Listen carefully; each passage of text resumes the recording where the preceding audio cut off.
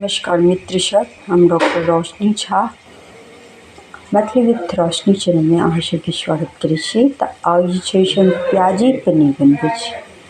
तऽ ओहि दिन देखेने रही मटर पनीर, तऽ आइ प्याजी पनीर छै। प्याजके जे छै से तेल, जीरा, तेजपत्ता और सब मसाला सब दऽ कऽ ओकरा नीकसँ भूजि देलियै। आ भुजलाके बाद ही नीकसँ भुजा गेलै लाल कऽ, तऽ आब ओहिमे जे छै से पानि धऽ दै छै। देखै छियै ओहिमे पानि जे छै से धऽ देलियै। आब जे छै से ई बढ़िआँ जेना बरकि जेतै। देखियौ ई बढ़िआँ जेना एकरा एखन चलाबै छियै।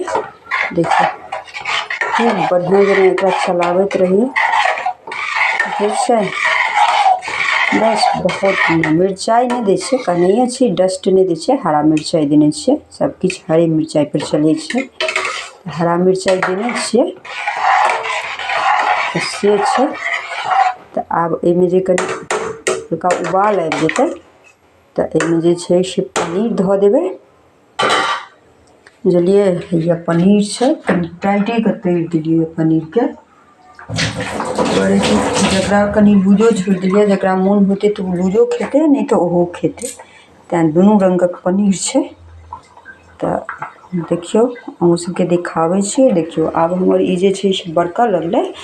तऽ आब जे बरकऽ लगलै तऽ एहिमे हम पनीर धऽ देलियै यऽ। देखियौ आब जे छै से एहिमे हम पनीर धऽ देलियै यऽ।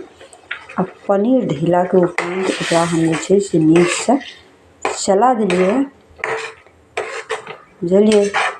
आब देखियौ आब जे छै से ई बढ़िआँ जेना 2 मिनट तक बरकि जेतै। तकर बाद देखियौ हमर प्याजी पनीर तैयार भऽ गेलै। देखै छियै प्याजी पनीर जे छै से हमर तैयार भऽ गेलै। आब कनि ओहिमे गरम मसालाके डस्ट देबै, बस उतारि देबै। ठीक छै, बाय बाय।